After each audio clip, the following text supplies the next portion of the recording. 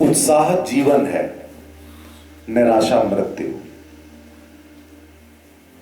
World happiness society में जो खुशी की बात करते हैं वो खुशी कोई एंजॉयमेंट नहीं है, वो हंसी और चुटकुला नहीं है, वो इनर हैप्पीनेस की बात है। और इनर हैप्पीनेस डिपेंड करती है इनर एंथुजियाज्म यानी उत्साह के ऊपर। अक्सर क्या होता है कि हमारी जैसी उम्र बढ़ती है तो हम सोचते हैं अब यार वो उत्साह नहीं रहा, अब वो एनर्जी नहीं रही, यानी कि आप सब कुछ छोड़ देते हैं प्रकृति की ओर। दरअसल ऐसा होता नहीं, ये सोच बिल्कुल गलत है कि आपकी उम्र बढ़ गई तो आपकी ऊर्जा कम हो गई, आपका उत्साह कम हो गया। ऐसा नहीं है, ये भी समाज की देन है, ये भी सोशल प्रोटोकॉल के तहत होता है कि अब हमारे बच्चे बड़े हो गए, अब बाल सफेद हो गए, अब हमको निष्क्रिय होकर बैठ जाना चाहिए। और ये ऐसी इन्फेक्शियस फीलिंग होती है कि वो फीलिंग नीचे तक परकोलेट करती जाती है, पूरे समाज में ऊर्जा का स्तर कम हो जाता है, उत्साह कम हो जाता है। उत्साह कम तो खुशी कम। एक छोटी सी कहानी है कि एक राजा का बड़ा ट्रस्टेड एक हाथी था, आपको शायद सुना होगा आपने। वो हाथी बड़ा एनर्जेटिक था, बड़ा उत्साही था। जहां भी राजा जाता तो वो हाथी के ऊपर बैठ के जाता, और वो हाथी इतना गुणी था कि उसको देख के लोग डर जाते थे। वो इस रास्तों से जाता था, मतलब राजा की जीत में उस हाथी का बड़ा रोल था। धीरे धीरे समय बीतता गया, राजा ने काफी राज्य जीत लिए, हाथी खड़ा रहता था। अब सारे राज्य जीत लिए, अब हाथी को कोई एम ही नहीं मिल रहा था, कोई उद्देश्य, जो अक्सर कहा करते हैं उद्देश्य होना चाहिए, कोई उद्देश्य नहीं मिल रहा, कोई उत्साह नहीं आ रहा। धीरे धीरे उसको उसके अंदर उत्साह में कमी आ गई, वो बैठ गया, बैठने लगा। तो राजा ने भी सोचा कि अब ये बूढ़ा हो गया, अब ये बेकार हो गया, तो चलो किसी दूसरे हाथी को लें, या लेकिन वो चूंकि बहुत प्रिय था तो उसको घुमाने उमाने लोग ले जाते थे। तो उसको घुमाने एक दिन ले गए तो वो नदी के किनारे कुछ कीचड़ था, और हाथी का वजन ज्यादा होता है, वो गया तो उसमें कीचड़ दलदल में धंस गया। उसने बहुत कोशिश करी कि उस दलदल से बाहर निकले, लेकिन वो निकल नहीं पाया। तो वो चिल्लाने लगा, चिंघाड़ने लगा जो हाथी करता है। तो वहां पे लोग इकट्ठे हो गए। राज बहुत बड़े तो होते नहीं थे, राजा को सूचना दी गई कि भाई वो हाथी फंस गया है आपका सबसे प्रिय। राजा भी भागे गया है, उस जमाने की बात। तो देखा गया, तो बड़ी कोशिश की गई कि ये हाथी किसी तरह निकले, रस्सी डाली गई, लेकिन वो दलदल ऐसी थी कि वो हाथी इतना भारी, वो उससे निकल ही नहीं पा रहा था। तो राजा ने कहा, हर राजा के कुछ ना कुछ मंत्री होते हैं, जैसे अकबर के बीरबल होते थे, वैसे ही एक मंत्री थे। तो राजा ने कहा यार उसको बुलाओ, शायद वो कुछ तरकीब बताए। जब वो आया तो उसने कहा कि महाराज अब एक ही तरकीब है इसको निकालने की। आप क्या करिए कि नदी के चारों तरफ किनारे किनारे अपनी पहले सेना बुला लीजिए, और जो आप वो सेना की जो संगीत बजाते हैं, जो वो मृदंग और वो सब बजाते हैं जब युद्ध छेड़ा जाता है, वो जरा यहाँ पूरी ताकत से बजवा दीजिए।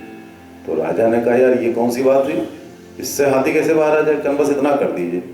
तो वहाँ पूरी सेना बुला करके और वो मृदंग बजाए गए, खूब जो वो होती है क्या बोलते हैं उसे, सब खूब म्यूजिक और करतल ध्वनि से खूब।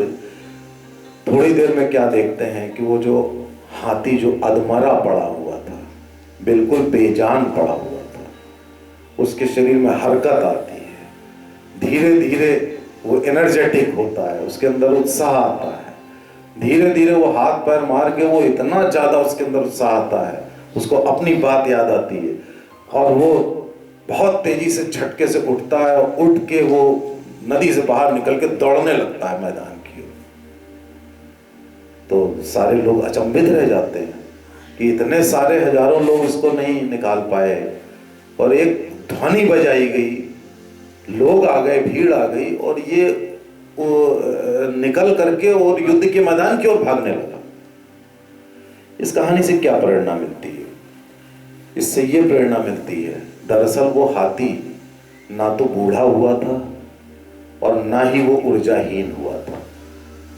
उसके अंदर वही बात आई थी जो मैंने अभी कही कि अब सैचुरेशन हो गया, सैचुरेट हो गए, अब जरा कम युद्ध हो रहे हैं, और बैठे बैठे उसकी जो मानसिक जो भावनाएं थी वो इतनी लो हो गई, वो एक डिप्रेशन में चला गया। और जब वो संगीत बजाया गया तो उसको अपने वो सुनहरे दिन याद आए, और चूंकि वो जानवर था उसको लगा जरूर कोई युद्ध की बात है, तो उसके अंदर जो उत्साह आया, अगर उत्साह चला गया होता तो उस समय उत्साह आकर वो उठकर युद्ध के मैदान की ओर ना भागता। मित्रों, संदेश ये है, ऐसा नहीं होता है कि उम्र हो गई तो ऊर्जा चली गई तो अब तो वो नौजवान लोग कुछ करें, ऐसा नहीं होता है। उत्साह मस्तिष्क में होता है। अगर दिमाग का उत्साह कम नहीं हुआ तो सब कुछ संभव है। अक्सर ऐसा होता है, हम सबके साथ होता है कि हम कभी बहुत उत्साहित होते हैं और कभी हम कुछ देख करके अचानक हम डीमोटिवेट हो जाते हैं, डी एनर्जाइज हो जाते हैं, और जैसे ही उत्साह की कमी हुई वहीं पे डिफीट हो जाती है, वहीं पे आप हार जाते हो, वहीं पे आपने पूरा युद्ध हार लिया, आगे फिर युद्ध होना ही नहीं है। It is all in your brain, it is all in your mind. मेरे पास एक व्यक्ति आए रिटायरमेंट के 3 माह बाद। मैं ये बात पहले भी बता चुका हूं कि अक्सर मरीज आते हैं, उनसे पूछो कि आप काम क्या करते हैं, तो उनका जवाब होता है कि साहब रिटायर्ड है। और ये बात सुनकर मुझे गुस्सा आती है, और जब मुझे गुस्सा आती है तो मैं पूछता हूं, फिर मैं पूछता हूं कि भाई मैंने आपसे पूछा कि आप काम क्या करते हैं। फिर उनको गुस्सा आती है मेरी बात पे कि मैंने जवाब दे दिया कि मैं रिटायर्ड हूं, तो भी ये पूछ रहे हैं। तो वो कहते हैं डॉक्टर साहब मैंने कहा कि मैं रिटायर्ड हूं। उसके बाद फिर मुझे गुस्सा आती है, तो मैं कहता हूं कि मैंने ये सुन लिया कि आप रिटायर्ड हैं, लेकिन मैं ये पूछ रहा हूं आप काम क्या करते हैं। तो फिर उनको गुस्सा आती है, फिर कहते हैं कि डॉक्टर साहब जब मैंने आपको बता दिया कि मैं रिटायर्ड हूं तो आप ये बार बार क्यों पूछ रहे हैं कि काम क्या करता हूं। ऐसे ही एक व्यक्ति जब आए, उन्होंने ये बात पूछी और ये वार्तालाप हुई। इस वार्तालाप के बाद की बात आपको बताता हूं। उन्होंने मुझसे कहा कि अभी 3 महीने पहले रिटायर हुआ हूं, तबीयत बहुत खराब रहती है, और साहब पेट में भी दर्द है, खांसी भी आती है, सीने में दर्द होता है, ब्लड प्रेशर है, ये है वो, 50 किस्म की उन्होंने बातें बताई। तो मैंने उनसे कहा कि ये बताइए कि आज से 6 महीने पहले कोई प्रॉब्लम थी। कहने लगे बिल्कुल प्रॉब्लम नहीं थी, फर्स्ट क्लास थे, ऑफिस जाते थे, सारा काम करते थे। तो मैंने कहा ऐसा क्या हुआ कि जैसे ही रिटायर हुए थे इतनी सारी प्रॉब्लम हो गई। तो वो चुप हो गए। कहने लगे मैं रिटायर हुआ हूं, मैं कहीं भी जाता हूं तो लोग पूछते हैं बाबूजी सब ठीक है, तबीयत सब ठीक है। तो मैंने कहा कि एक बात बताइए कि 59 साल 364 दिन पे आप बिल्कुल फिट थे, और 59 साल 366 दिन में आप इतने बीमार हो गए, कोई उत्साह नहीं है, आप कह रहे हो कि आप रिटायर्ड हो, तो आप क्या रिटायर्ड फ्रॉम लाइफ हो क्या। ये एग्जाम्पल आपको इसलिए दे रहा हूं कि ये कोई 60 साल के आदमी की बात नहीं बता रहा हूं। वैसे तो 60 साल आजकल जवानी की उम्र होती है, मैं आपको फैक्ट बता रहा हूं। विदेशों में लोग 60 साल के लोग हीरो बनने जाते हैं। हमारे ही देश में कहा जाता है कि सठिया गए या रिटायर हो गए, विदेशों में 65 साल का व्यक्ति जाता है हीरो बनने। और आज हमारे देश के प्रधानमंत्री 65 साल के हैं और उनका जो उत्साह है शायद 10 साल के बच्चे से भी कहीं ज्यादा है।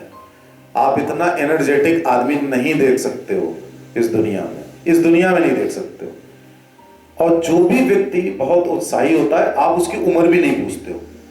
आप कभी पूछते हो किसी फिल्म के हीरो की उम्र पूछी आपने? नहीं पूछी। चाहे वो अपने से आधे उम्र की हीरोइन के साथ आए, आप उसकी उम्र नहीं पूछोगे। समाज में पूछोगे कि फलाने वो चचा क्या उम्र हो गई, फलाने वो रिटायर हुए कि नहीं, फलाने ये, आप अपने समाज में पूछोगे। क्यों? क्योंकि उनका कोई अचीवमेंट नहीं है, वो औसत जीवन जी रहे हैं। लेकिन जो ग्रेट होते हैं आप कभी नहीं पूछते हो।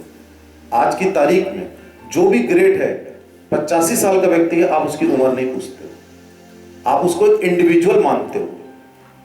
चाहे वो फिल्म इंडस्ट्री हो, चाहे वो राजनीति हो, चाहे वो कोई भी फील्ड हो, आप कभी उम्र पूछोगे ही नहीं। आप जरा इस पे गौर करिएगा मेरी इस बात पे कि कभी आप उम्र नहीं पूछोगे।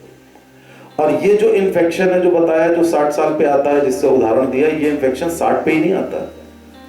मेरे पास 20-25 साल के भी लड़के आते हैं, 25-30 साल के लड़के आते हैं, उनसे पूछो, अरे साहब क्या बताएं, घर में ये समस्या है, पिताजी की तबीयत खराब रहती है, माताजी पड़ी रहती हैं, बहन की शादी करनी है, कोई नौकरी मिल जाए तो वो नौकरी हो जाएगी, ये हो जाएगी, यानी कोई एनर्जी का लेवल नहीं, कोई उत्साह नहीं।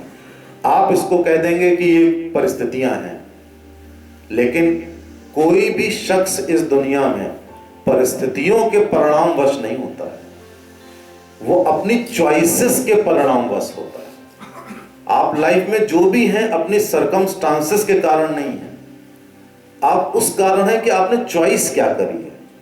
आपने चॉइस एक एवरेज लाइफ लीड करने की करी है, समाज के साथ घुल मिल के ब्लेंड होके वैसे ही बनने की कोशिश की है, या आपने ट्रेंड सेटर बनने की कोशिश की है, आपने उत्साह पैदा करने की कोशिश की है, या अपने अंदर निराशा पैदा करने की। आजकल ये निराशा का सिंड्रोम इतना कॉमन हो चुका है, जिससे बात करो, ये कोई ओल्ड आदमी की बात मैं नहीं कर रहा हूं, बच्चा भी आजकल निराश हो गया कि साहब ऐसा हो गया है। बच्चे से बात करो कि वो पिताजी वो शराब पीते हैं, मारते हैं, माँ जो है ये करती हैं, देखते हैं स्कूल में जाते हैं मास्टर जी मारते हैं, पढ़ाई बहुत करनी पड़ती, बच्चा भी ये करता है। और निराशा की नेक्स्ट स्टेज होती है अवसाद, डिप्रेशन।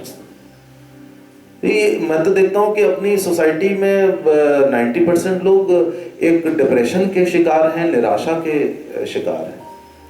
हम लोग अगर हैप्पीनेस स्प्रेड कर रहे हैं, और जिसमें कि प्राइम टारगेट चिल्ड्रन होते हैं, हमारे प्राइम टारगेट चिल्ड्रन हैं। अगर बच्चों को तुमने उत्साही बना दिया तो वो उत्साह बना रहेगा। आप देखो कि कभी भी हमारे त्योहार आते हैं, पर्व आते हैं, बहुत सारी चीजें आती हैं, कोई अच्छी न्यूज आती है तो हम उत्साहित हो जाते हैं।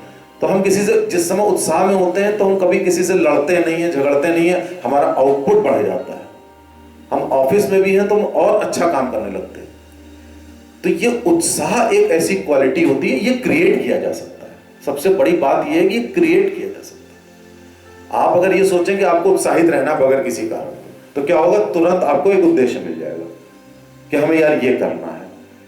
कि उत्साह आपके अंदर है, आपको लगा कि सड़क पे कुत्ते के ऊपर एक कार ने चढ़ा दी गाड़ी और उसका पीछे की टांग टूटी है। अब आपके अंदर उत्साह आया कि इस कुत्ते को यार किसी तरह दर्द से निजात दिलवा दें, किसी तरह इसकी टांग ठीक करा दें। अब आप उसी में मशगूल हो जाएंगे, आपके अंदर इतनी एनर्जी आ जाएगी कि पूछिए नहीं। ये तो एक छोटा सा उदाहरण है, आप कोई भी उदाहरण ले लीजिए, आपके अंदर जैसे उत्साह आता है तो आपका आउटपुट मिनिमम 10 टाइम्स बढ़ जाता है। तो औसतन